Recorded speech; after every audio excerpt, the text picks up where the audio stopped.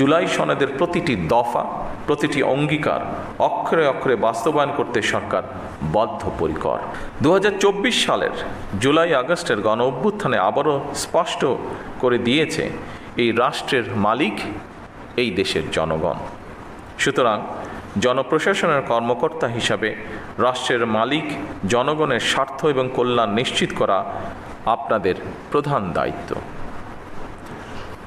সম্মানিত উপস্থিতিবৃন্দ, আমি আশা করি বিএমের কারিকুলাম এবং প্রশিক্ষণ পরিবেশ দেশের বিভিন্ন প্রান্ত থেকে আগত কর্মকর্তাদের পেশাগত দক্ষতা, সমস্যা সমাধানের ক্ষমতা এবং উদ্ভাবনী চিন্তাকে আরও সমৃদ্ধ করবে।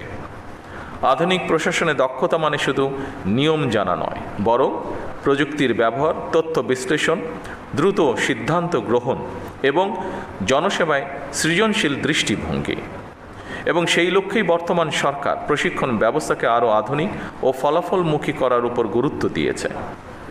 মৌলিক প্রশিক্ষণের পাশাপাশি উন্নত কোর্স, গবেষণা এবং নীতি নির্ধারণমূলক শিক্ষার সুযোগ বৃদ্ধি করার চেষ্টা করা হচ্ছে।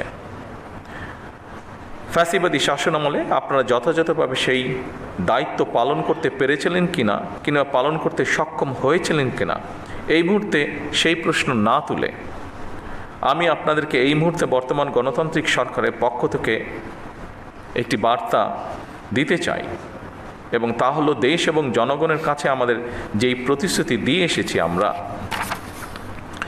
এসব স্রেফ রাজনৈতিক প্রতিশ্রুতি নয়, বরং জনগণের সঙ্গে করা আমাদের চুক্তি।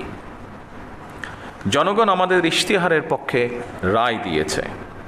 সুতরাং বর্তমান গণতান্ত্রিক সরকার নির্বাচনী ইশতেহার এবং জনগণের সামনে স্বাক্ষরিত জুলাই সনদের প্রতিটি দফা, প্রতিটি অঙ্গীকার অক্ষরে অক্ষরে বাস্তবায়ন করতে সরকার বদ্ধপরিকর।